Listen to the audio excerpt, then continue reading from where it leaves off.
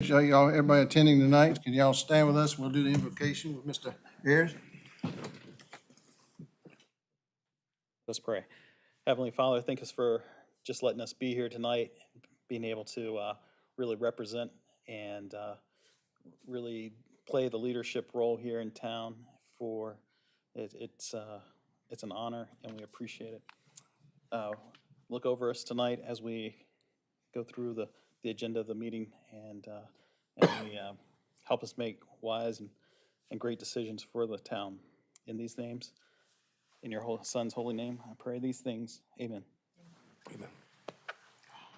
I pledge allegiance to the flag of the United States of America and to the republic for which it stands, one nation, under God, indivisible, with liberty and justice for all. All right. Thank you, Stephen. All righty. Next up is public comment, and we do have one person signed up, and Ms. Joyce Rupert. Am I pronouncing that right? All righty. And if you could just state your name and address. Joyce Rupert, 3026 Freesia Place, Stallings, Matthews. Where? Happy birthday, happy anniversary. All right, I was over listening. Thank you, ma'am. My first thing is the sidewalk across here. I know I sent in a request. That sidewalk is so dangerous. We walked up here the other night at 11 o'clock. The crossing sign is gone. This accident must have happened 6 good months ago. But the pedestrian sign is gone for people to cross. All right. There's glass still all over. There's stuff from an accident there. So that was one of mine. And then, of course, the cones. I know you're never going to get rid of those cones. I think the cones on Monroe Road are there for life. The one where the sidewalk goes down. And we walked up there. We walk 10, 11, 12 o'clock at night, my husband, because he has health problems. So those cones are, I mean, if you don't know the neighborhood, there's nothing there to tell you that the sidewalk is going to go down and then go back up again. You just have cones there. There's got to be something to tell people very uneven sidewalk. And my biggest gripe, the bathrooms and this park. The reason I came up at 11 o'clock, because I sent an email back on April 13th to Ashley about the lights in this parking lot not working. Still not working. Was told there was a work order put out. Still not working. The other night, the gates were wide open. I don't know if the gates are supposed to be open or not for this park. In the old days, it used to be locked up. There was cars parked in this park, 11:15 at night. Who knows what's going on? My husband and I walked through. We're not going to do anything, but the police could have stopped us, because is there signs that tell us the park is closed? No.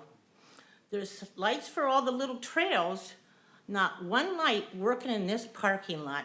You have no idea what's going on in that parking lot at night. That's a dangerous situation. All right? And as for Ashley, with my comments back from October 10th, 2021, the ladies' room is disgusting. The walls need to be scrubbed. The floors need to be scrubbed. She told me she had her men take care of it, or her crew, whatever. That bathroom is disgusting. I only use that bathroom, I think that's shelter A. I don't go near where all the little kids are at. But anyway, those bathroom walls need to be scrubbed down. Inside the stalls, see the back of the door. It shouldn't be like that. At least once a month. I mean, this is a beautiful park, but you go in there and you look at that ladies' room, it's nasty. I have pictures, but I'm not good at taking pictures with my phone, and I forgot my phone. However, it just needs to be cleaned up. But I think, I told Steve, I saw an incident at this crossing when you had an event about a month or so ago, was, I don't know, some kind of event, and all the little kids, and there was mothers crossing this area, at this crossing, and the young policeman from Stallings had pulled out of his parking, out of the parking lot here, from behind the town hall. He was stopped behind another car. There were people crossing. There was nobody there to stop traffic. 2 Union County Sheriff's car came down that road. I have no idea. They came off Monroe Road. my God, they had 50, 60 miles an hour. The people got across. The car ahead of the policeman, the stalling policeman, started moving. The stalling policeman, he wasn't going to anything. They passed them. When there was people down here coming out of the parking, it was like one of the most dangerous things I've ever seen happen here. I am surprised somebody didn't get killed that night, get picked off. I mean, I know the Union County Police have a right to with the lights and go fast, but my God, not where there's people crossing a pedestrian. But I'm being told that you're gonna put a policeman here now for events in town. So if anybody's parked over here, there'll be somebody there to direct traffic. Is that gonna happen? But we'll let you know, but Think so. I don't know, but appreciate you bringing all these things to our attention, and we'll address them. Yeah. Anything Clean the else? ladies' room. I really, but I mean, that park shouldn't be open 11 o'clock at night with people going in there. You don't have no idea what's going on in there. Yes, Stephen? Just because I talked to Ashley about the bathrooms, when is the bathrooms like an accumulative dirty, or like, it looks like somebody's going in there and trashing it up?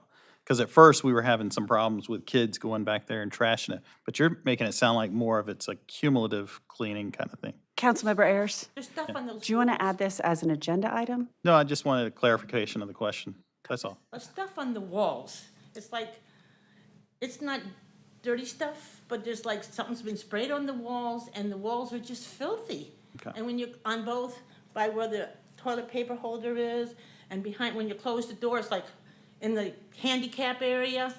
And one time, it was like nobody had cleaned it for 2 weeks, the sink. You could tell somebody had been sick in that bathroom. You know, so All righty, well, again, thank you for bringing this to our attention, and we'll address them. I know. And thank you all. Next week, they're starting a project in my backyard. They're gonna be putting down pipes. I really appreciate it. All I right. won't have any more rivers, and I can't go kayaking anymore. All right. Thank you, Ms. Rupert. Okay, thank you. All right, could y'all pass that down to, yeah, thank you. All right, next up is the consent agenda. The minutes and the Union County Tax Assessor's Office interlocal agreement there amendment, and then the budget ordinance number 5. So does anybody have any questions on any of those? Can I get a motion on the consent agenda? I'll make a motion that we approve the consent agenda as written. All right, I'll second that. motion by Mr. Scholl, second by Mr. Brad Richardson, yeah. It's all right. Yeah, there you are. All in favor, please say aye. Aye. All opposed, ayes have it. All I righty. didn't know 65 affected your mind Yeah, that man, fast. it goes downhill quick. I'm David, by the way. Yeah. Stephen. Wait a minute, I thought we were gonna swap names. All righty, next up is reports. Farmer's Market, I was out there Saturday, and glad to see we had some vegetable people. I don't know what the seasons are for vegetables, I don't shop, but just eat them when they come to my house. And so, but we had the peaches and corn, squash, zucchini, so that's what, the farmer's market, that's what it means to me. So I know it's in season, watermelon come and all the other stuff. So thank you, Eunice, for another, I don't know how well attended it was, but it was fairly crowded when I went in there about 9:30, so. Oh, good, yeah. All right. I'm excited. They hired a full-time person for Did they? this Okay, year. all right. The county did, so they've done a wonderful job. Cool. And the only other thing I'll let y'all know that I'm talking to DOT that I'm fed up with is the barrels in front of the hospital. They're just piling up. And I asked DOT, why can't they pick them up 3 or 4 times? And I've gotten no response. He's responded to everything else I'm saying, but he's ignoring that. He blames a lot of things on contractors, which that may be that they contract a lot of stuff out. But just to let you know that that eyesore down there, trying to get it replaced or picked up, so. All righty. Graham, got anything for us tonight? Nothing for me, All right. Mayor. Heather? Nothing. All right. Stephen? Nope, Wooma was pretty light. All right. David? I went to the Music in the Park, first one of the season, Friday night. Really good. It was competing against the Symphony Orchestra in Matthews, so I think a lot of folks went there instead, but still it was, despite the attendance, it was very good music, good layout, good setup, everything was, we had a good time while we were there. And the other thing I did well between the last big meeting, or with council comments, was I did a ride-along. Thank you, Chief, for making that happen. But boy, that was an eye-opening experience. I thought I'd be there for just an hour or two, and it turned into like 6 or something, 6 or 7 maybe. What time of the day? Not a night one yet. Oh, no. They keep trying to get me to do a night one. I'll do a night one once. I think I started at 10 and finished at 4.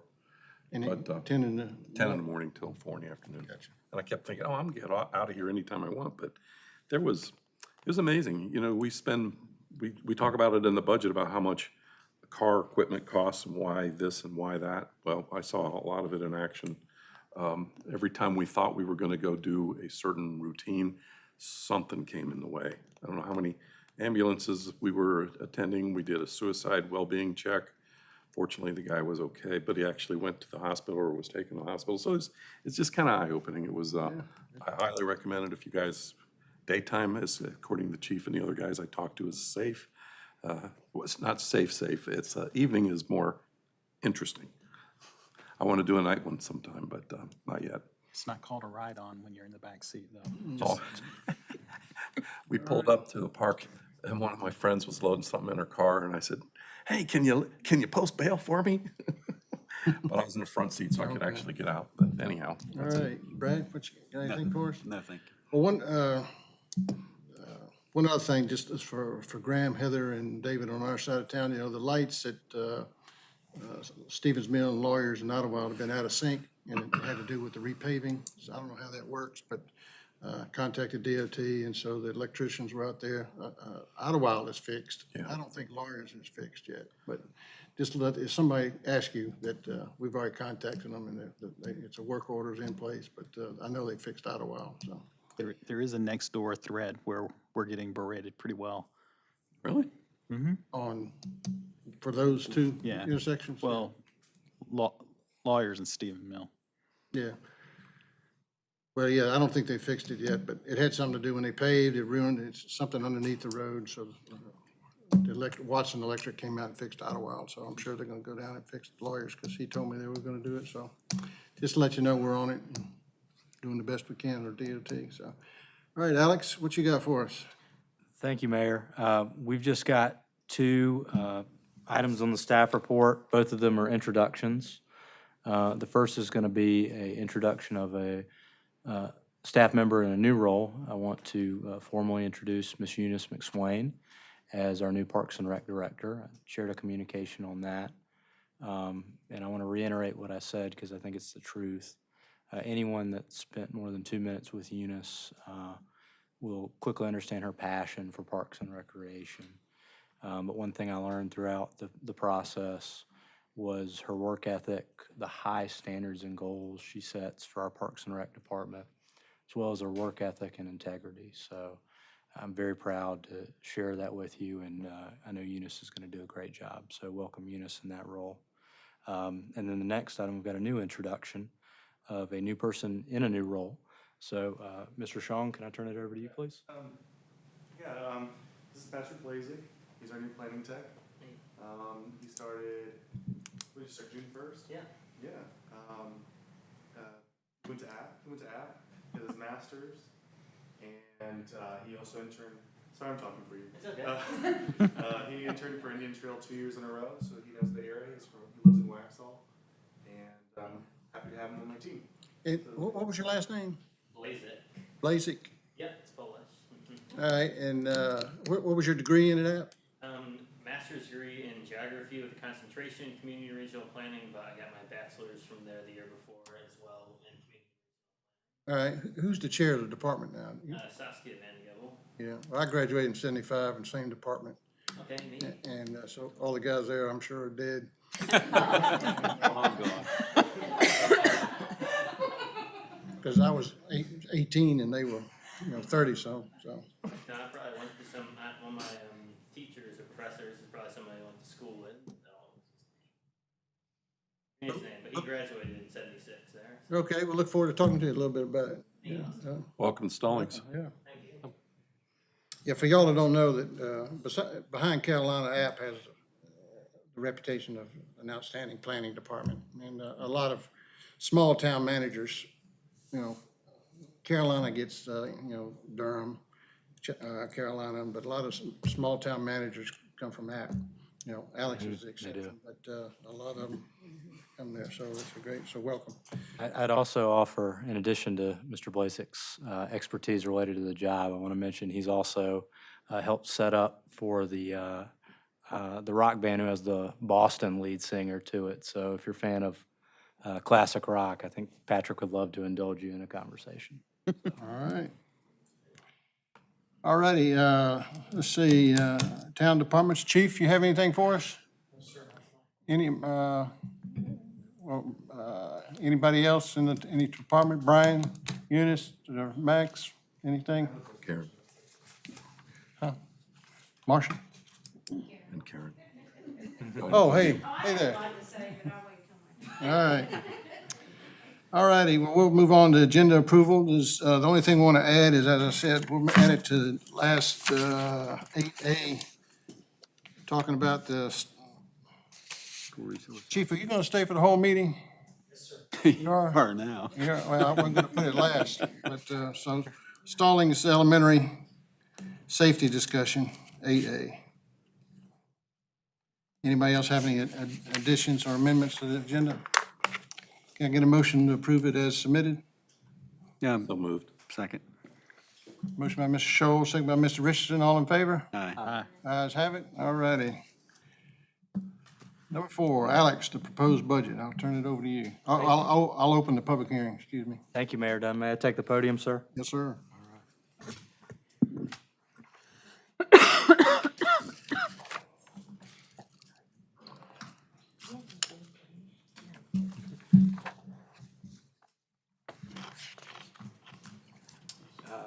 Mayor Dunn, council, it's my pleasure to present to you the fiscal year proposed budget for 22-23. Since 2020, the pandemic has upended our world. It's deeply affected us individually, our community, and the town as an organization is no different. So what I've witnessed is our community being resilient, and towns are typically reflections of their communities, right? We tend to take on the character of those communities. And I'm proud of how resilient we've been as well. And we've had to adapt. Workplace locations have changed, but we've never stopped working. We've never stopped working towards improving our core public services, and we've never stopped working towards pursuing council's strategic priorities. And as we emerge from the pandemic, I do want to take a moment and recognize not just the annual budget right now and the hard work that was put in that, but the past several years throughout the pandemic, because this is really a culmination of that and really trying to get through it. It took a lot of hard work, a lot of blood, sweat, and tears, but we've done it. And so I want to express my gratitude. Mayor Dunn, thank you. Town council members, thank you. Town staff, thank you. All the members of the community that helped contribute in any way, small and large, businesses, nonprofits, all our community partners, thank you. I'm excited because we've got many, many exciting opportunities before us. Things like downtown creation, the light rail potentially coming down here, a great new hospital, that whole area. It's things that will help define what Stallings is 20 years from now, 50 years now, 100 years from now, right? It's pretty incredible. Now, in the same vein, we've got some significant challenges ahead of us as well.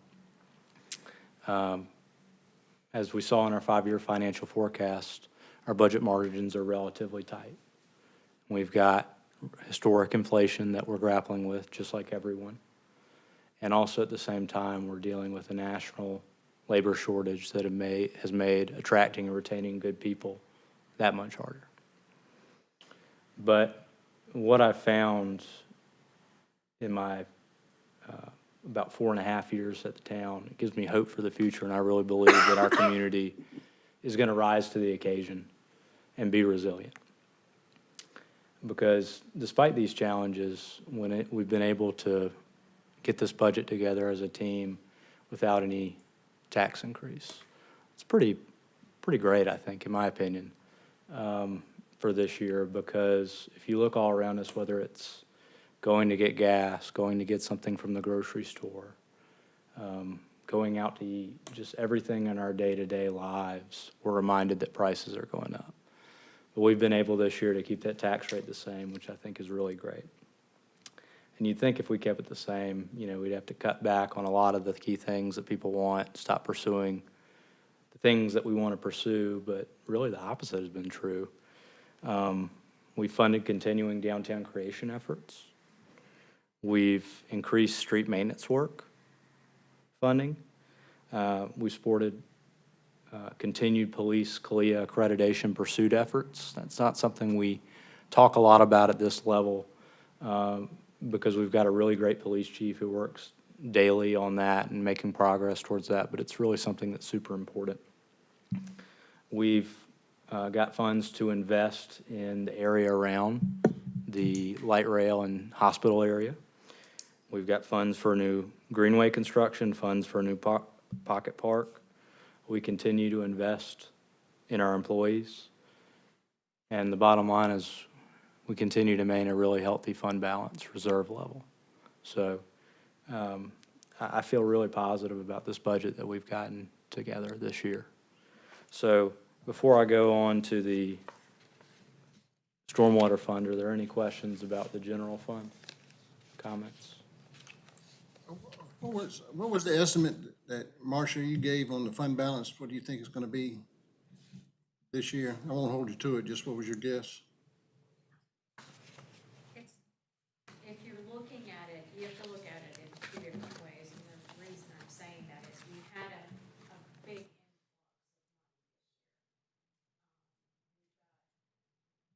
influx of money. 2.6 million, 1.625, 2 million.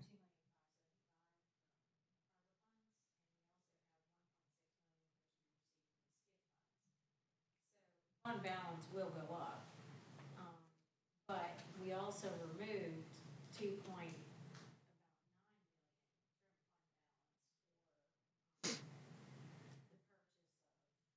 Right. So in all, fund balance will go up. The unrestricted piece of it will go down. And the reason that's being is because we took the purchase next door from unrestricted. The ARPA funds will be in a restricted fund balance. SIF funds will be, and that was part of tonight's agenda, where we had to put it in an account and then take it right back out and give it back to the general fund. So that's primarily what we accomplished this evening.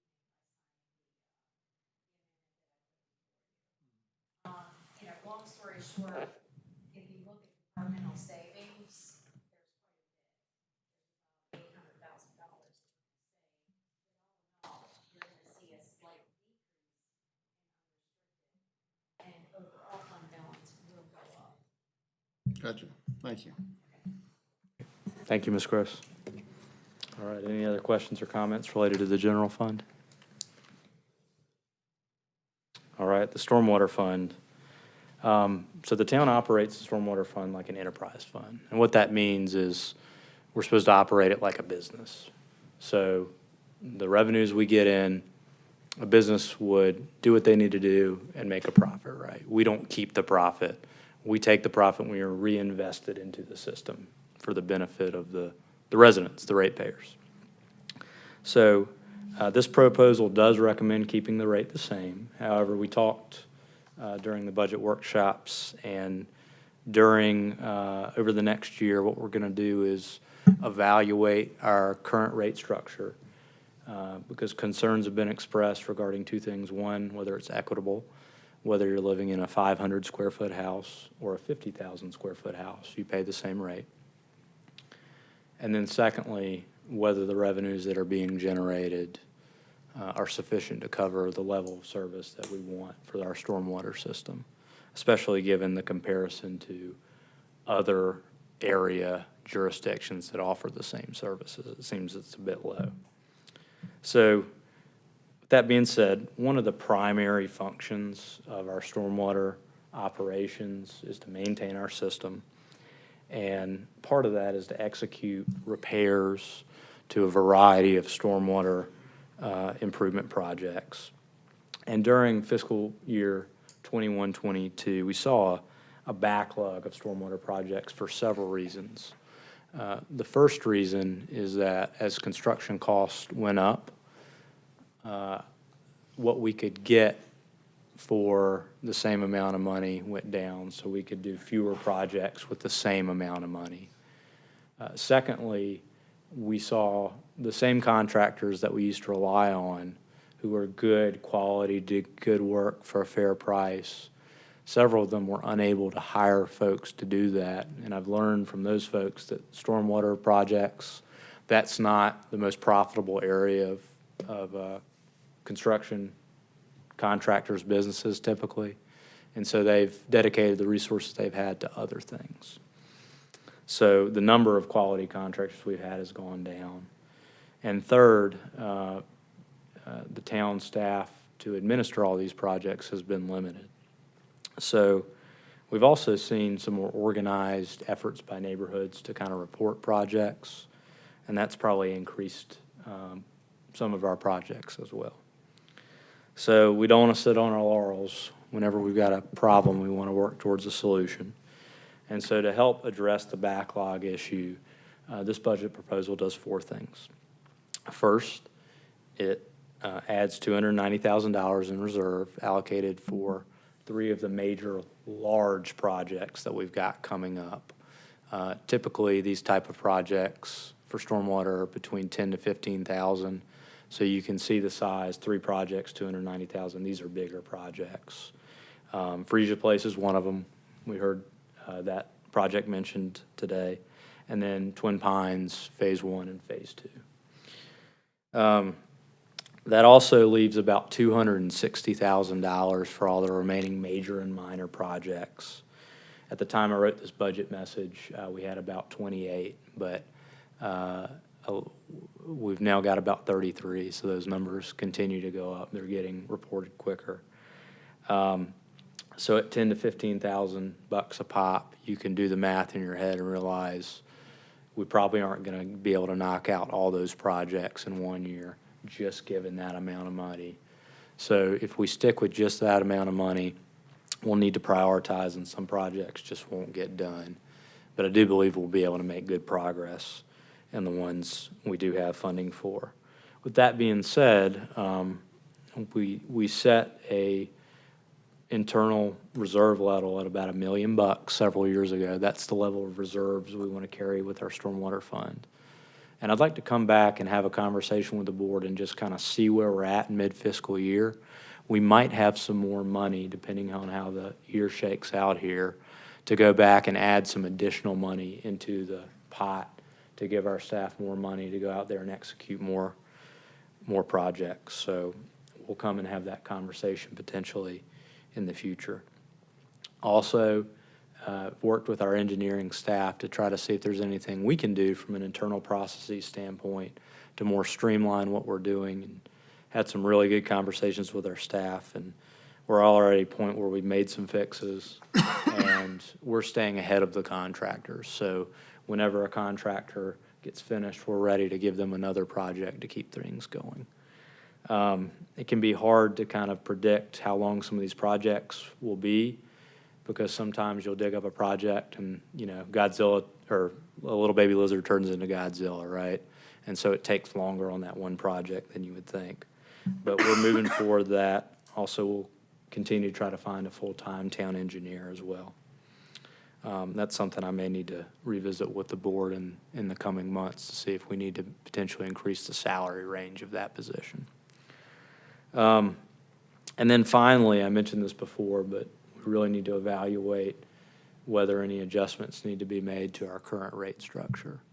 And so we want to do that. We don't want to do anything without great thought, and make sure if we're doing it with purpose, and have everybody on board. So those are the four items that we're going to do to try to address the backlog, continue forward. We do have money still budgeted for some proactive measures, things like street sweeping that was finished last month, I believe, as well as cleaning out some of the storm drains and lines on an as-needed basis. So we're continuing to move forward with that. So with that being said, that concludes my presentation for the Stormwater Fund. I've left out a lot of detail because I think I'm only allocated 10 minutes, and I might have taken that, so I apologize. But happy to answer any questions or comments or concerns you may have. Well, thank you, Alex, to you and your team for the work put into the budget. So any questions for Alex? I'll give you a little history, though. He mentioned the stormwater, and we got the $1 million threshold. You know, that was set a long time ago when I was on the council as a council member. And then it was set because we were worried about a large-scale project. So now hearing, you know, from the engineering department, a large-scale project being $1 million is probably unlikely. So is $1 million too high? Does it need to be set down a little lower, get some of all these projects? So that's something we need to, you know, as Alex says, he wants to discuss next year. So be thinking about that. You know, I could live with it being lower, but that's how I would set it $1 million, because we were worried about a huge sinkhole that would, you know, it could happen, but, you know, I don't know. You know, if it's $1 million, that's a big hole. So, all right, but any other questions for Alex? All right, thank you, Alex. All righty, anybody, well, this is a public hearing, so does anybody here like to speak to the budget? So, all right, if not, I'll close the public hearing. So any discussion amongst the council? Anything y'all like to say about the budget, or? Just what you said. I thought this budget went really smooth this time. It went well. All right, well, it has on here council vote, but we have to, The council can choose to vote this evening because you've already held the public hearing, or you can choose to vote for it prior to the beginning of July. oh, okay. I thought we had to do another 2 weeks, but, okay. Well, what's the pleasure of the board then? I will be out of town on the 27th, but, you know, I'm only here to break a tie. So what's the pleasure of the council?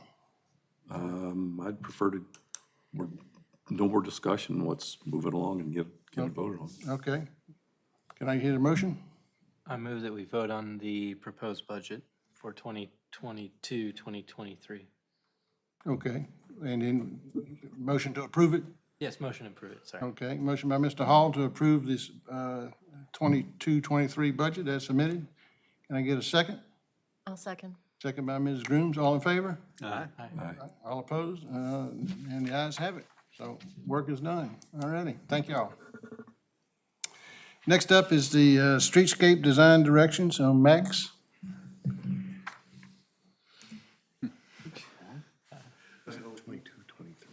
Yes, it is. So I need you to pull up my presentation, so give me 1 second. This computer logged off. Mm-hmm. Yeah.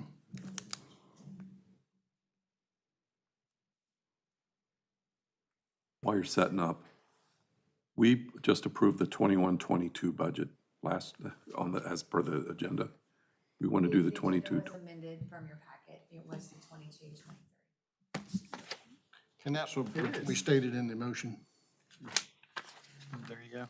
All right. It was. Oh, good. I'm sorry, I was reading The it. motion was correct as well. Thank you. Yeah, the computer logged out and closed everything, so sorry about that. But thank you for having me, council. I appreciate it. Well, while it's rebooting, is there anything new in the presentation or in the design part? The design part, no, there's nothing changed on the design part, but I did put in a slide to address council concerns that you guys brought up, like one of them being the cost. I talked to Destination by Design to come up with similar materials that cost less to reduce those costs. And those are definitely possibilities that I'm going to discuss with them, and we're going to come up with a solution. But I'll start over Here we go. now. All right. Yes. Kind of just before you get started, just real quick, just let us know what it is that you're looking for us tonight. Yes, of course. Yeah, just so that while we go through this, we can kind of think about that in the background. Yeah, my first slide's going to say that. Okay. so we're good. No, you're good. So the action item tonight, what I'm requesting is I want to confirm from council that we're going in the right direction, because what we're going to do with that is we're going to create the plan. And we're going to bring out, binders. It's going to be printed, beautiful, pretty, hopefully, and, we just want to make sure before we bring that plan to you that we're moving in the right direction that council likes. So, at the end of the presentation, as long as you confirm that we're going in the direction that council wants, that's what I'm requesting. So I'll just give you a quick background. So a priority for the town council that was identified at the retreat this year was it was a creation of a downtown. And which included the investment in making downtown a destination point, promoting uniform and pedestrian-friendly downtown streetscape, which is here, and incorporating the downtown streetscape into our Stallings development ordinance. So we hired Destination by Design in the creation of downtown streetscape, and we came up with 3 plan types for the streetscape. Based on what I presented to you guys, that really technical presentation, there was a few concerns like cost. What we're going to do is we're going to reduce the cost of materials and installation, and we're going to partner with DFI on developer incentives for the installation of the streetscape. Public input was also a concern. What we're going to do is we're going to have public input. We're going to post the streetscape online. We're going to mail notices to town center parcels, and we're going to have an open house. And a concern was maintenance. The town will maintain the streetscape after installation. So here's a timeline. So today's the first bullet, town council feedback, June 2022. In the next 2 months, we're going to incorporate your feedback into our streetscape plan. So whatever you guys would like in the plan, that's what we're going to do for the next 2 months. Or we're just going to keep moving forward. July and August, we're going to have a public input session. I'll likely post it online, and then I'll probably hold it in the government center on a date as well. And then hopefully in August and September, we'll adopt the final plan for the streetscape. And then September and October, I'm going to draft a ordinance amendment to incorporate streetscape design in the town center zoning district. And then by November, I'm going to bring that text amendment to you. Any questions about the timeline or anything? Yeah, I do. Yeah. Yes, sir. Yeah, so I generally support the direction. I'm not generally sure that the timeline makes sense to me. No fault of yours. And it goes back a slide where we talk about cost and this bullet that says partner with DFI on developer incentives. I think I know what that means, but it seems to remind everybody, DFI is the contractor at the School of Government that's helping us redevelop the huge parcel we bought next door for a lot of money as a catalyst for people living, walking, spending money in this area. I understand DFI won't start interviewing stakeholders until August, September, October. So I'm concerned that this timeline feels in advance of any real work being done by DFI. I'd also comment that public comment sessions in July and August probably don't work, being what they are, summertime. So my question, I guess, at the end of this is, I'm okay to move the ball forward. I think it's a very important thing to do. I don't want to adopt the timeline tonight. I don't think you're asking us to do that.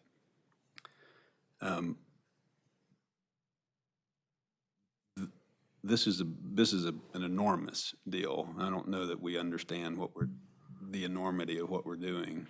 It's a ordinance change that requires owners of downtown parcels to spend multiple thousands of dollars to do public improvements. You know this, I'm yeah. speaking to you like you don't know this, No, I'm it's sorry. okay.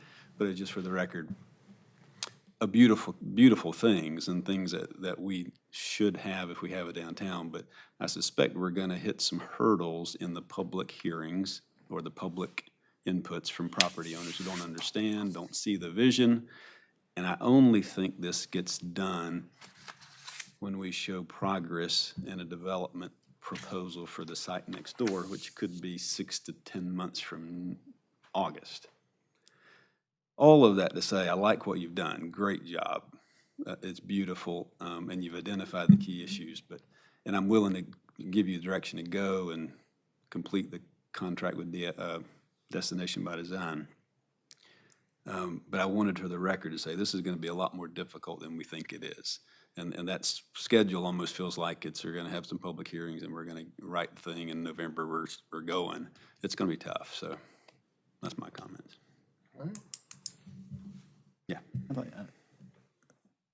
Talk to Alex about, I mean, with DFI, I mean, this is not unique to us. It's an impact across any town that's trying to do this. To potentially see if they have any, experience in how this type of gets incorporated into an overall plan. I would think that would be part of the scoping project that we've already paid for them, or at least we could ask them questions about it on how it would be brought into the fold for an entire downtown. I mean, and I'm just kind of saying this out loud to kind of hear some feedback. Yeah. I mean, it's not unique to us. I would think that they've had some experience with having to deal with this problem, and they may have I hate to say a portfolio of solutions, but they may have a solution set that, hey, here's what we've used in these 10 or 15 places. I mean, it seems to me like it might be worth at least asking that question to say, hey, what have other towns done? Because my biggest concern would be to have this piece finished, a piece over there finished, and then a piece over there finished. I think that would probably, in my mind, I feel like that would be worse than having inconsistency within the landscaping. But anyway, that's my 2 cents. Well, I'd be happy to, give it more time in the timeline. I know it's an accelerated timeline. I am just trying to meet the council priorities for adopting that this year. But I personally don't have an issue extending the public input time. I know, Alex, you want to talk? I've got an idea. Go ahead, sir. Well, one of the other things that I think this parcel over here just came up, I mean, it's under contract now, right? I don't know if Heard that. if you guys might have more info on that. No one's come forward to the town. Huh? No one has come forward to the town recently Okay. for that parcel. I didn't know if maybe that might force our hand to some extent. They've shown interest because of the purchase we made. I can talk to you afterwards about who I think it is, but I don't know for sure. But there's a sign that says under contract, so it's pretty public. Yeah. But it's a contract based upon our future use of that as an opportunity, and it's exactly what we want to happen. We invest a lot of money, then other people start saying, well, there's some things happening, so we'd like to be a part of it. So it's a great thing. Yeah. Yeah, that was all Yeah. the timing of that. If they'd decided to move forward and we didn't have this in place, that's all my, sorry, Alex. No, good questions and thoughts. Max is kind of pushing this just because I gave him a deadline and a goal to get this done by, right? So I guess I'm to blame for some of this.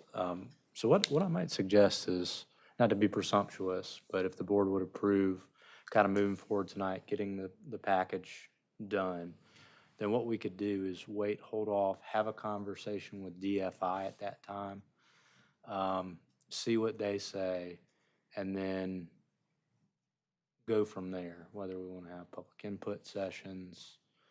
In the meantime, I might have Mr. Shong and his team starting to identify, the locations that various things would go, thinking about how it would be actually implemented in the ordinance, working with Mr. McCarley on that kind of thing. So we can do some work in the background. But if the board would approve moving forward tonight, then we could kind of complete the concept packet, if you will, what it would look like. Staff can work on the back end on getting the map together, the locations, those kind of things. But we can hold off on the public input side and going forward from there until we have an opportunity to talk about it with Development Finance Initiative, DFI. How does that sound? Mr. Sean, how does that sound to you? Yeah, I think that sounds great, because around the same timeline, I'm planning on bringing another text amendment that's really important. The transportation oriented development overlay for the Silver Line. And that is also equally just as important as this one. They are gonna be, gonna need a lot of thoughts and insight. So it might be a lot to consider two large text amendments like that at the same time. I don't know. Well, Brad, what Alex just said, what's your thoughts on that? No, I think that's exactly what I was sort of saying. He said it probably better. I would just say, I feel like we need to let the Development Finance Institute catch up. Okay.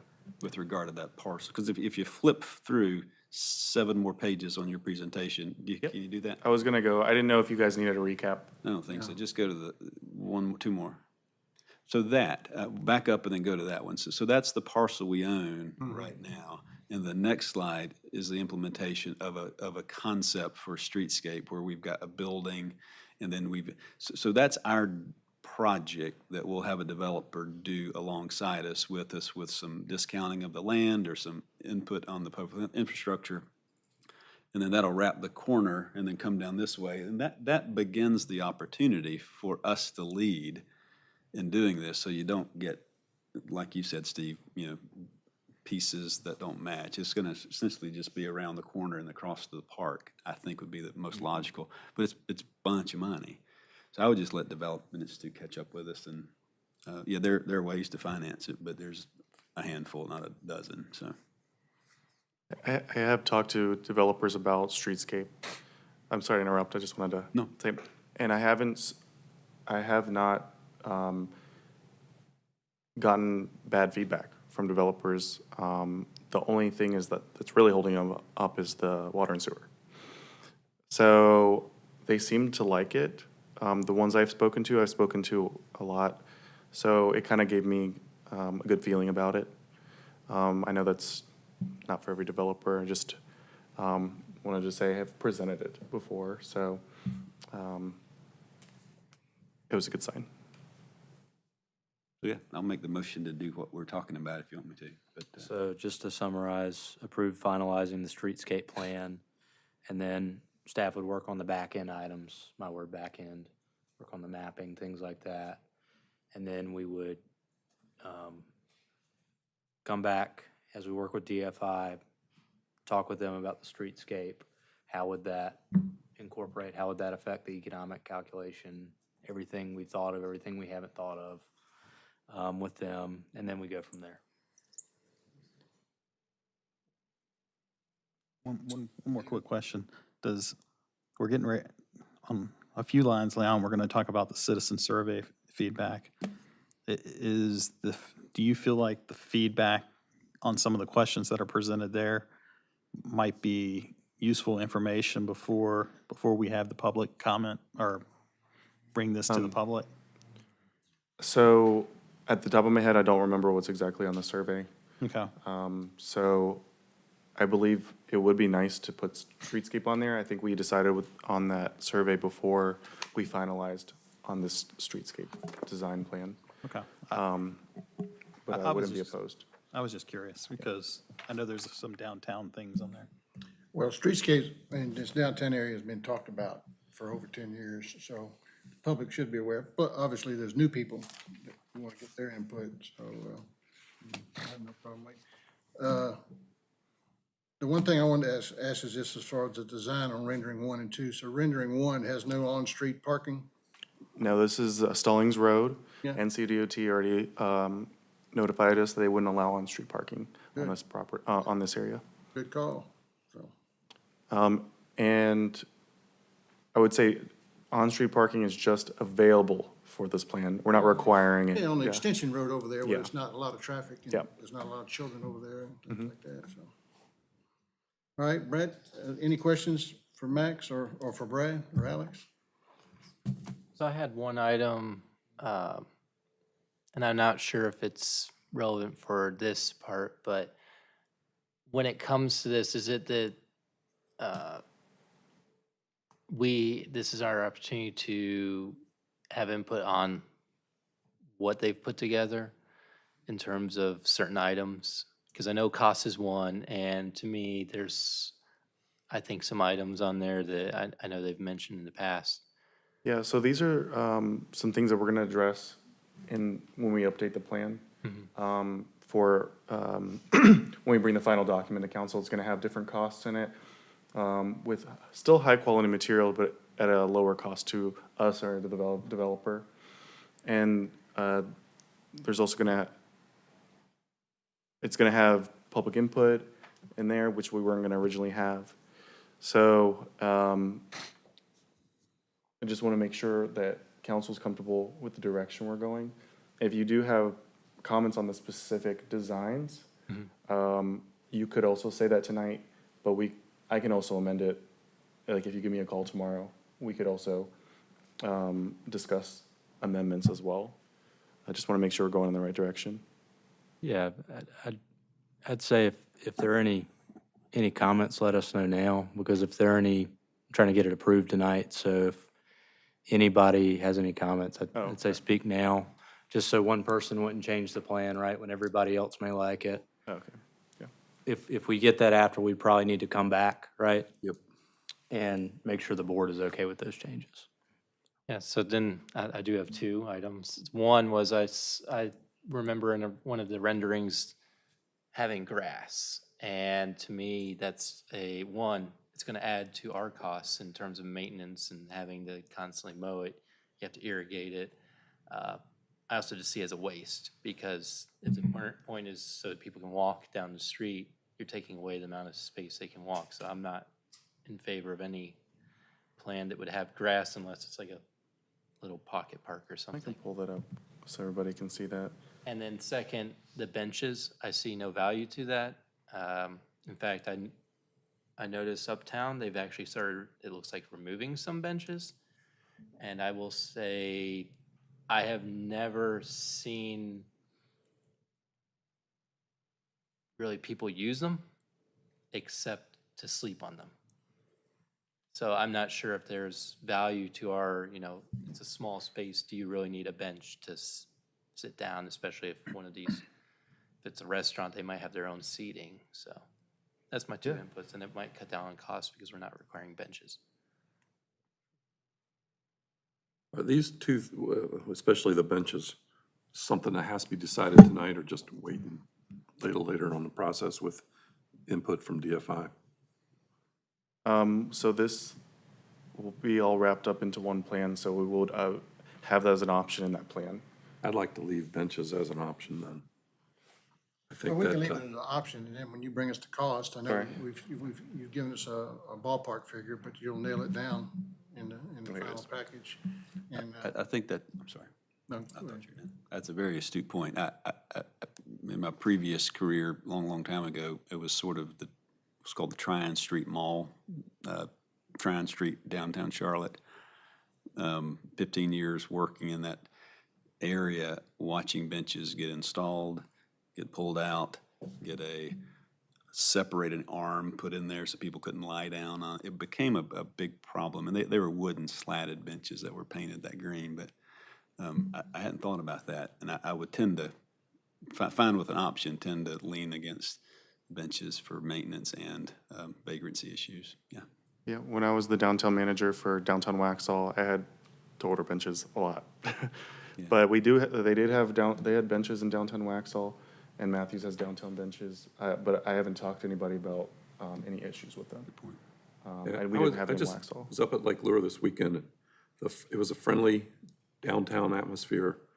People strolling along, enjoying, and sitting in spots. It's not like an urban environment like Charlotte, I get it, or New York City, I get it, but this is a friendly atmosphere. You go for a walk, have a seat, watch the world go by. It's a slower pace, hopefully. I just at least like to have the option. And I was probably we were gonna go with that anyway, with the armrest in the middle, so you can't take a snooze. I don't believe the benches we had armrests, or center medians in the bench, but we could just ask for that option. Or we could present a different bench, come up with a bench that had one, that fit in with the design. Well, like, appreciate the point, Graham, and we'll just look at the cost. Yeah, wouldn't wanna go. I wouldn't wanna go overboard, but, a few here and there. Well, If they're not too after they expensive. told us how much these signs are, I might go to Home Depot and start making my own benches. They are expensive benches, so we could look into ways we could, I didn't know if council wants us to, as a whole, remove the benches or do the armrest in the middle. Yeah, leave it as an option. Bring us the cost, put the armrest in the middle. That's a good point. And when we do the ordinance, we won't require it, a bench, but we'll have it as an option. We'll discuss that later Yeah, on. we for want that. to see what the cost is. How many benches are you proposing? Are they, Okay. $20,000 each? We want 10 of them. They're not that expensive. All right, Brad, you got a motion for us? Yeah, I move to direct staff to finalize the contract, I'm making this up, by the way, I don't know what the words are, with Destination by Design to approve the concept plan for streetscape for the downtown area. Does that suffice? Any other further questions? It does, and you mentioned the landscaping strip, Mr. Hall. What we can do is just, if there might not be any areas when we do the map that have landscaping strips in there, we can maybe have that conversation at the time and see if it makes sense to do it in those areas. Is that fair? It's fair to me. Okay. So we've got it in our quiver, but we don't need to fire it. We don't need to. Unfortunately, one of the things that I see uptown with those strips is that people don't clean up. Dogs? Yeah, Yeah. and it's pretty rough. I mean,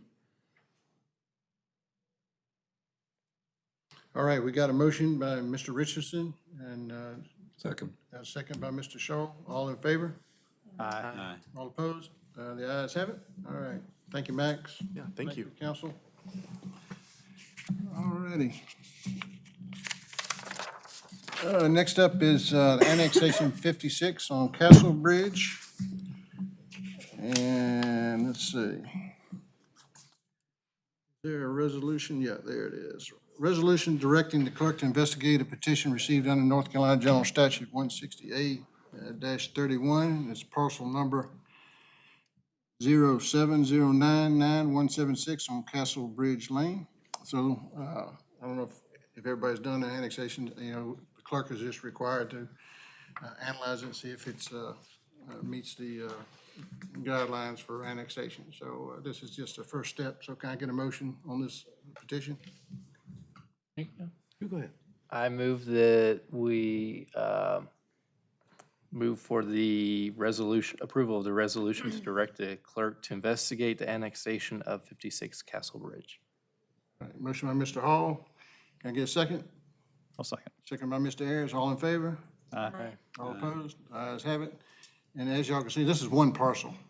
So it's very unusual to have one parcel. So we'll see. Inside a neighbor. It's a small cul-de-sac. One of my golf team kids lived on that street. Is that right? I went there like a year ago to his house, and it's a cul-de-sac that's just outside of Stallings in unincorporated Union County. And they contracted with our trash services, and you probably have dealt with them, I'm sure, in the past. But I got a feeling that the rest of that cul-de-sac, once they see this, would go in too, but they haven't come to us yet.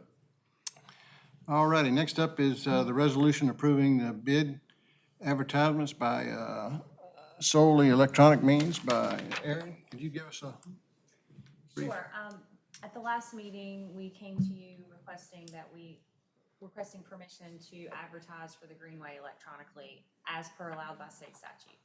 At that meeting, we were explaining that the state statute also allows for council to do this for all bids of this type, if it just makes the motion and says so in a public meeting. So we wanted to bring you this resolution. All this does is allow you to advertise bids electronically so that we don't have to pay for a newspaper ad.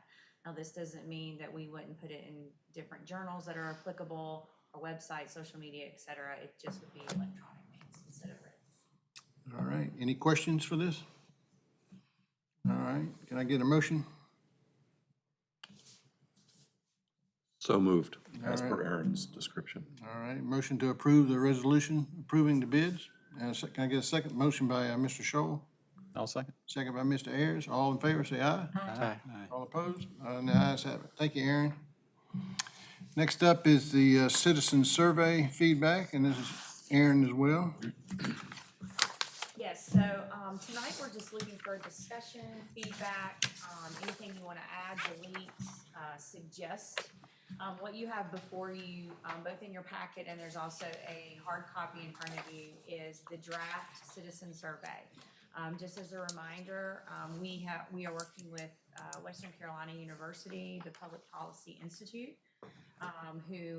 who's helping us facilitate this at no cost to the town. This is the first draft. If you have any suggestions of other questions you'd like to ask, we'll take those topics and we'll give them back to Dr. Cooper so that he can craft them. There is an art to surveys so that questions aren't leading, et cetera. So we would let him craft any suggested questions that you would like. And then I would bring you back a final draft for you to approve so that you see the final product before it actually goes out in the mail. So if there's anything you want to add, delete, or change, just let us know. This is an open discussion. Is it easier just to make our notes on these and give it to you hard, or? Totally up to you. If you want to discuss it tonight, if you want to make notes, get it to me. Totally up to you. If it's something other than just tweaking an item, I would prefer the council discuss different topics so that we know if the council as a whole would like that topic on the survey. Steven? I have a few, but Go ahead, go ahead. we can go tweaks, but if we want to come back to this later date. that's No, let's do it tonight. Okay. If you got something on your mind. Question one, Stallings. So I'll preface this. This is a very long survey. I'm not gonna lie. I got kind of tired of reading it halfway through, and I mean, I'm actually interested in this. So I'm all about reducing it, and that's, I think, where I'm gonna go with this. So question one, Stallings is a good place to retire. I feel that's redundant. Stallings is a good place to live. Pretty much encapsulates that. Can't speak. Question two, elected town leaders show strong leadership. I don't understand what that is. I'll be honest. I mean, I have my own impression of what leadership is, but I don't know if that response is going to add value to us. And then elected town leaders are guiding Stallings in the right directions, and town leaders are making good decisions about development seems redundant. So maybe just combine it as one. Question 7. I mean, my recommendation to cut down on all the bullet points, maybe just make it freeform. Was your opinion regarding parks and recreation facilities within Stallings? That way people don't feel like they have to check each item. And then question 10 and question 14 deal with how you receive your information. One's about Parks and Rec. The other is just about the town. Does this matter? Like, does it matter? Would we change how we advertise? And that's just a question. I'm curious. Like, if we get a lot of people saying they use social media and not the sunshine list, would we stop doing the sunshine list? So, and if that's not the case, then I guess why are we asking it? That's a sunshine list is something that I was going to mention, but since you brought it up, most folks don't know what the sunshine list is. We do, but the sunshine list is is an email to them. So if we're going to use the word sunshine list, I think we need to put a /email from the town on that as well, so they know exactly what they're talking about. Sunshine List, I'm on it, but who knows? I don't know that's the name. Well, and my point is just, if we get overwhelming feedback for saying one item versus all of the others, would we change how we communicate? And if that's not the case, if we would still use all these means to communicate, then I guess the value add of the question. That's where I was going with it. In fact, it could go even shorter and just say, how do you receive your information about the town? Fill in the Yeah. blank. And I think that was my general overall sense of this is, I feel like we could have a lot of just blanks, like, what's the interaction with the parks? You know, what facilities do you use?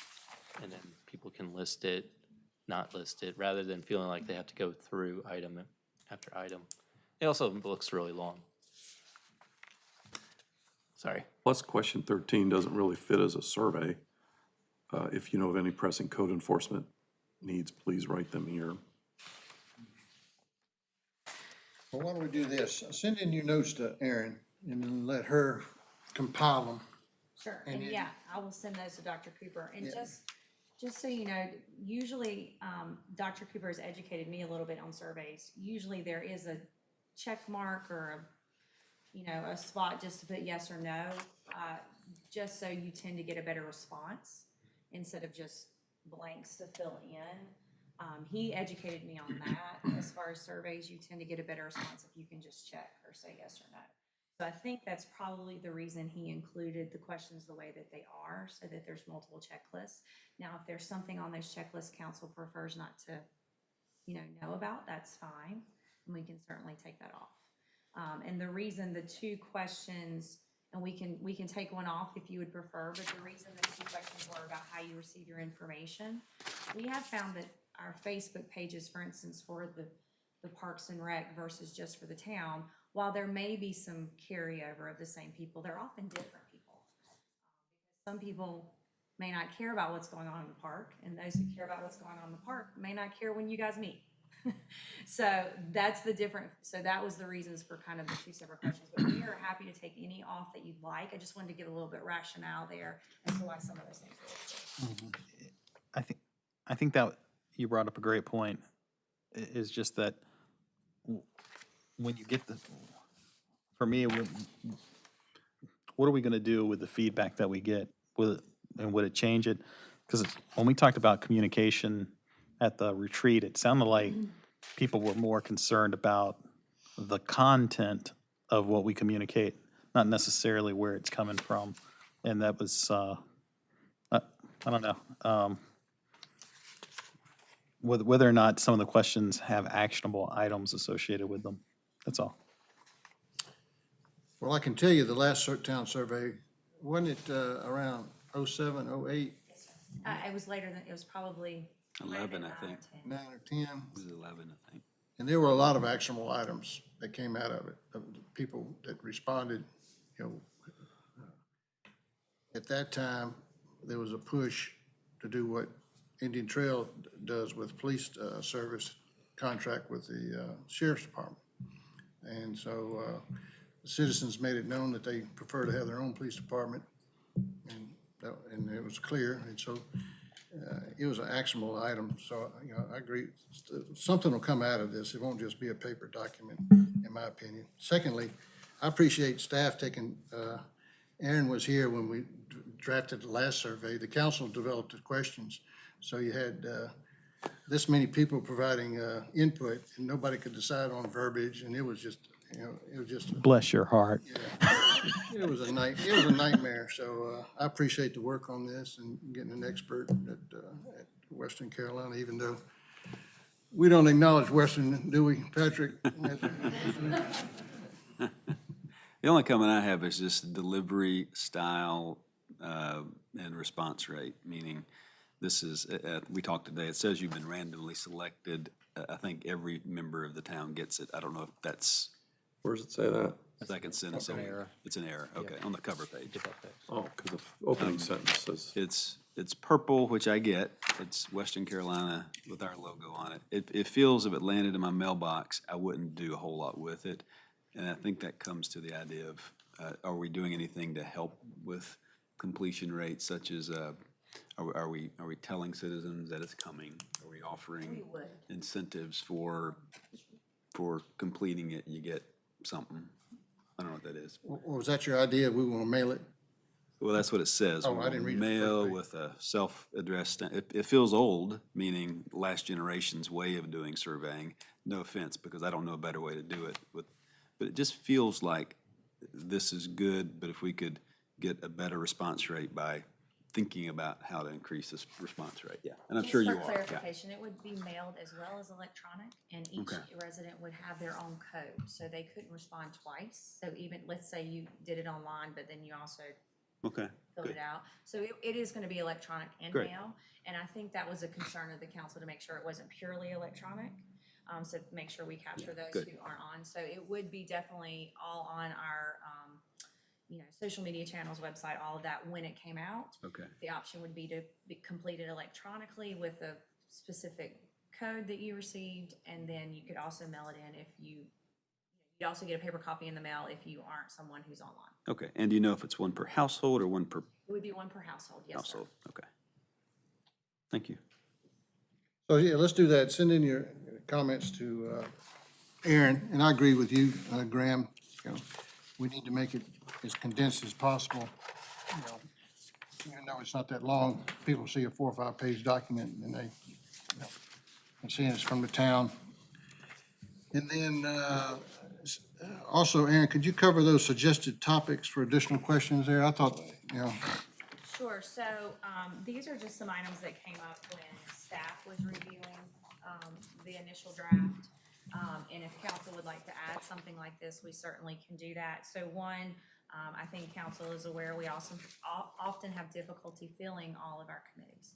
So we wanted to maybe use this as a tool to also, educate and hopefully get some contacts for people who want to be on committees. So that's what the first suggestion was. And then the second suggestion was more of, as you know, moving forward, we have to talk about revenue. Town Manager Sewell actually hinted on this during the budget presentation. So we just wanted to maybe get a feel of, and possibly educate again the citizens on tax rate, how that works, and what their opinion on that would be. So the blue font is just suggested topics. If you're for them, let me know. If you're not, let me know. If you have any other suggested topics. and does Mr. Cooper or Dr. Cooper have a time when it's best to send it out? Like, as we talked about the summer, people are gone. Sure. I think he would be willing to work with this, work with us, because initially when we started working with Western, this was going to be complete this spring. However, unfortunately, Dr. Cooper had a death in his family. So that has delayed our timeline, but he is willing to work with us whenever we need to want to get this out. But I can talk to him about if there are better times than others to do something like that. Yeah, I would think same thing as we've talked about. This, September would probably be a better time to send it out in July and August, because everybody might be gone. I can definitely ask him. But ask him what his thoughts are. Yes, ma'am, thank you. Coordinator on Stallings Fest. Just out of curiosity, what was the response rate from the one that we sent out before? I meant to bring it. I'll look it up and send y'all an email, because I still have the survey. And I don't know if Aaron has a copy or not. I do, but I don't recall it off the top of my head. Yeah, I don't recall, so. But it was not electronic, I can promise you that. No, it was, yeah, it wasn't electronic. Was it good or bad? Was it? No, the feedback was great. I recall whatever the percentage was, Dr. Friday, was that the gentleman's name? Yeah. I recall him telling us that it was actually a good return percentage as far as surveys went. So Very good. But we had that hot topic of the police department, so. Gotcha. So, We just need a hot topic. yeah, that's what you need to create We need to controversy. come up with something right now. Yeah. We're going to raise your tax rate to 38. All righty, we'll do that. If you can do that between now and the next meeting, 2 weeks, you know. the timeline is up to the council whenever you'd like to do it, and I'll also get those questions answered from Dr. Cooper and All right. I would like to know, does incenting or providing incentives for participation skew the results? That's a scientific question. because this is free to us. I could spend $2,000 easily to rent, I don't know, I got ideas. But how to help somebody, but does that skew the results if you're paying somebody or raffling something off? Understand. All righty, any other questions on the survey? All right, next up is 8A, the Stallings School Safety discussion. And Chief, could you give us a summary of our meeting with Stallings Elementary and just anything that's pertinent to that discussion? Thank you. Good evening, everyone. Last week, the mayor and the town manager and myself met with Laura Gaddy, the school principal, and Jared McGraw, who's one of the assistant superintendents. I call it school safety, but I think he's got a broader title, but that's, I think that's his specialty.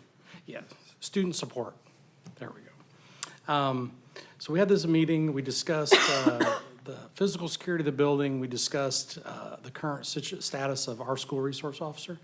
And then the discussion morphed to the Union County Public Schools goal, long-term goal, is to have full-time school resource officers in every elementary school. Currently, in the county, the sheriff's office manages the schools in the county. Monroe, Waxhaw has the schools in Waxhaw, and Stallings is the only other municipality that has a school resource officer. Wingate and Marshville both have asked the sheriff's office to provide an officer. At the elementary school level, they do a cohort type program where an SRO, and I don't know these numbers to be exact, will either have 2 or 3 schools, and one SRO will work those 2 or 3 schools, so they don't have a police officer there in a full-time capacity. As we discussed not only the physical security of the building, we talked about Union County's role, what they've done with wellness, mental health and wellness. They have a robust plan for those types of issues. Having been a police chief in higher education for 8 years, I talked to those folks and I said, you do a lot of things that they're doing at the university level. So I was impressed with what they're working on. But at the end of the meeting, both Assistant Superintendent McGraw and Principal Gaddy had said to the mayor and us that they would really like to have a full-time SRO at Stallings Elementary. And the consensus was, they wanted to be a Stallings police officer. They feel that we have developed a great working relationship with faculty and staff of the school and the students. I gave my personal opinion. The elementary school is in the town limits of Stallings. That is our responsibility, I feel, as a police officer. That's our responsibility to help manage and maintain the safety of the students at that school. And I agree with that consensus that if there is an officer, it should be a Stallings police officer. That's, not just because those are corporate limits, those are our students, those are the people that live in our town. And so we kind of left the conversation with the manager, and I would begin looking into ways to, if we were to make this, well, let me backtrack here. When the mayor had initially brought this up, I said, do you need another officer for the school? I said, I really would want to dig deeper to make sure programmatically that the police department could fill a full day at the school. Not just having an officer stand there at a door or go rattle doors every hour, but to actively engage a student body. Part of the police mission is to create and develop and maintain these working relationships with not just adults and council and the people at the park, but it starts down at the lowest level. Some of the issues we've seen nationwide have come from the fact that police don't interact with the community and don't develop these relationships they need to at an early stage. One of the big things from the Presidential Task Force on 21st Century Policing was that law enforcement should be having non-law enforcement interactions with the community, not just a traffic stop. I think they just had a traffic stop out here just a few minutes ago. Not just a police action, but a community relations action, and I use that term very broadly. So I had told the mayor when he brought that up that I'd want to see to make sure that if we had an officer in the school full-time, one, how do we fund it? 2 is, are there enough things for them to do during the day that could fill a day other than, like I said, directing traffic in the morning, directing traffic in the afternoon. And although the manager and I have not had this conversation yet, and the mayor and I have not had this conversation about what the programs would look like, we do have enough to fill a day with beneficial interactions with the student body. Mayor, I think I've answered all that, and maybe even a little more, but if there's anything else I can answer, manager, let me know. Well, no, thank you very much. That's a good summary, but a lot of, the devil is in the details, obviously, like anything else. And Alex, did you have anything you wanted to expand on? Yes, sir. I think Chief did an excellent job. Yeah, one of the things I've been, the other things, other than the great points the chief just pointed out, is cost share. Ms. Gaddy told us, there's a huge neighborhood being built up just across the Stallings line into Indian Trail on, what's the? Old Oak. Yeah, Oak Spring. She said students, no houses are even habitable yet, but the students are already starting to register. And she's projecting at least 200 kids. So when I see 200 kids come from Indian Trail into Stallings Elementary, I'm gonna go ask Indian Trail for X percentage of money to help pay for this officer. Because I fully believe we need a full-time officer. Ms. Gaddy brought up this point, somebody pulls in, they see that police car sitting out front, they know there's a police officer inside with a gun. And so I don't know if that deters anybody. If somebody's mentally ill, it might not deter them, but it may. So I certainly support putting a full-time officer there and being a Stallings police officer. The second thing, Chief, is looking into grants. There's, you hear on TV, all these talking heads talking about the amount of grant money that's out there for school safety. So we need to find it and go get our share of it. That's another part of it. And then the other thing that came up on thinking about this is Antioch Elementary. We need to find out how many Stallings Elementary kids go to school there versus Indian Trail. And then is there an SRO officer already there? And that is covered by the sheriff's office. Oh, they already have an SRO. But it's part of the shared program. The shared program? Yes, sir. So I'd still like to know how many Stallings kids go there, what the percentage is, so. There's a lot that go to, a lot of Stallings kids that go to Indian Trail Elementary also. Oh, is that right? Out of, I would say that it probably outweighs the Indian Trail kids at Stallings. They have Callanwood, and Callanwood's huge. I think that this area here, I think goes. All goes to Indian Indian Trail. Trail. All of this right here goes to Indian Trail. right. So a lot of things to consider, and we got a lot of work to do, and we got till next school year to make some decisions. But first off, I certainly like to make our community officer, our police officer, full-time. It'd be the first thing we could possibly do. And secondly, I told Alex this, change it from school resource officer to some other title. To me, a school resource officer could be a math tutor, reading teacher. She's not a resource there. She's a deterrent. So think of another name, just call her Stallings police officer, so whatever we want to do, so just something. So just think about it, and if you have some thoughts, pass them along to Alex and Chief, and I guess I'd just be curious as to what fills a workday. To me, that feels like an awful job. I thought that If too. I'm a law enforcement trained. Board. And it would be a retention problem, turnover So- problem for you as a manager. How do you? Yeah, so that's a great question. So Ben Davis was the SRO/community officer. Heck, I think 5 or 6 years. We've had this program several years. I can't give a hard number.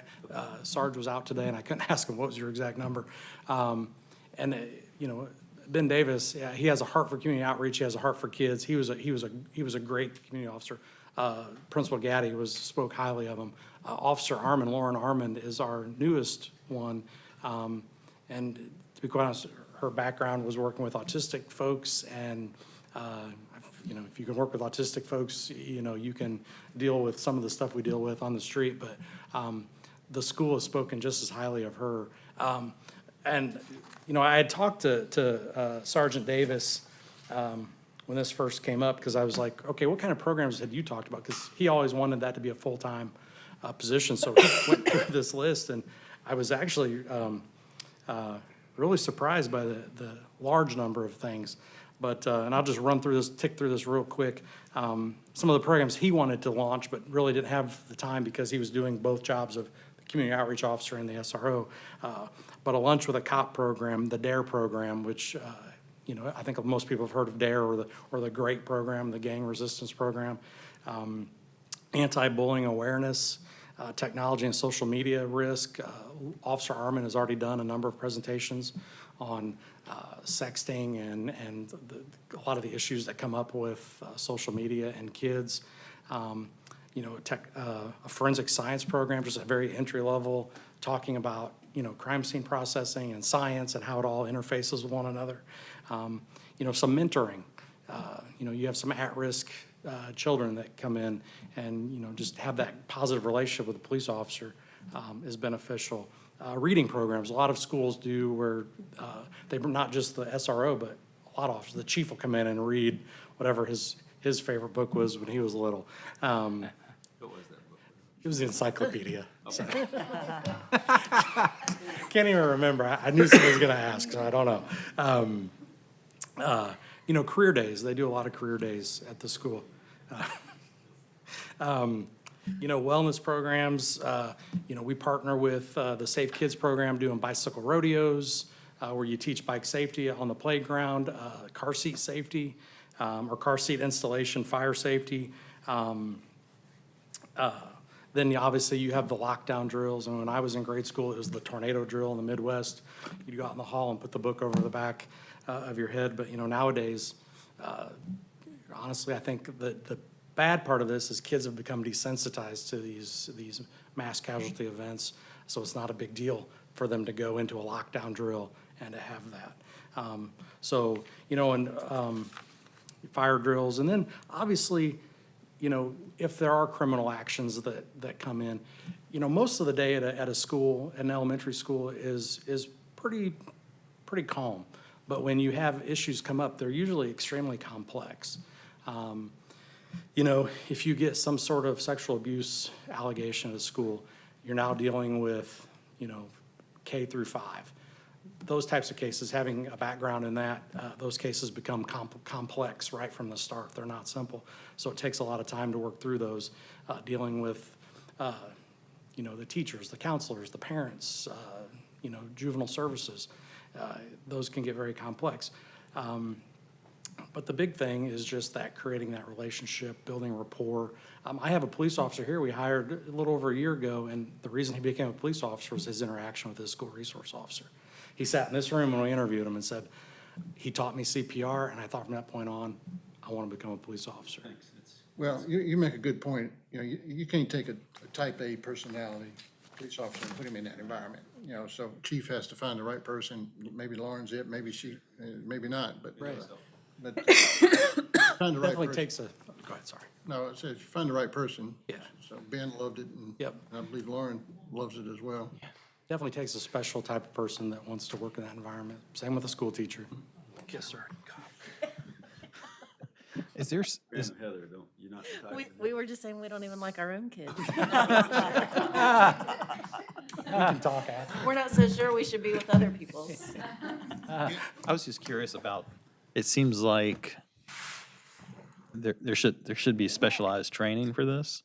Is that something? So, you know, it's interesting because one of the things Alex and I talked about this morning, there is no federal mandated training, but the state of North Carolina has mandated training. If you work in the school more than 24 hours a week, you're required to attend school resource officer training through the Justice Academy. So North Carolina is one of the states that mandates, depending on the number of hours you're in school, that you have to attend this specific training. I would imagine the school system also has a consistent plan for every SRO, no matter what jurisdiction. So Absolutely. you probably have to go through them as well to Absolutely. be on the same wavelength. Because they're not, you know, officers don't enforce school policy. They don't, a lot of issues that happen in a school are school disciplinary issues. They're not meant for the police to get involved in. I've said that since I've managed school resource officers in Illinois. That's not the role. The role is to provide resources, mentorship, and if worst case scenario, that's when the police get involved from the criminal perspective. Most of the things most things in a school should be managed through the school disciplinary process. And once it gets to the point where it can no longer be managed through the disciplinary process, that's when the police are supposed to step in. Didn't this week, they sign didn't Biden sign a executive order opening up funds for this type of thing? I didn't see that, but there's, according to the news, there's a ton of money out there. So. Okay, all right. But I think I put this in a summary on my Facebook page, but after I met with the chief and Alex, I was very happy about their response plan that he's coordinated with Indian Trail, Matthews, Mid Hill, the sheriff's office, and so they have plans in place to react. And, obviously the one in Texas, there was a lot of complaints. They didn't have a plan on how to react in case of an emergency. So I was very happy about how prepared we are. Certainly if somebody wants to attack somebody, they're gonna do it. But I was happy for the proactive approach our police department chief has led us in. So thank you. All righty, any other comments on that? So I will be just slightly the devil's advocate, or not devil's advocate, but I know this, I guess the idea is to look into this more, right, and come Yes, back to us with something. I am curious how many weapons have, and if you can find this out, have been confiscated from the school, from students, and then how many of those were because of the resource officer that we currently have there versus how many were teacher identified? And I don't want like the longest history, but I can only speak from 2020, and I don't believe we've ever had a weapon confiscated from Stallings Elementary School. And Stallings breeds the best. apparently. I think there's been maybe, I can count on less than both hands, how many issues have come where it's required an immediate police response outside of the SRO. Occasionally you'll get a domestic type situation that kind of carries over to the school day. I can recall a couple of those. We have a really good school. The school's done a great job in hardening their facilities, which eliminates a lot of those concerns, but it doesn't take it to absolute zero. Okay. All right, anything else? All right, can I get a motion to adjourn? So Mayor, just to confirm, next steps is the That would board be a no. wants myself and the police department to research a potential scope of duties, funding options, and related information. Is that correct? All right, thank you. All right, motion by Mr. Richardson, second by Mr. Ayers. All in favor, say aye. Aye. All right, ayes have it. All right, thank you all for your work. My husband and daughter were out there the other night. Where? At the, oh, thank you. Oh, at the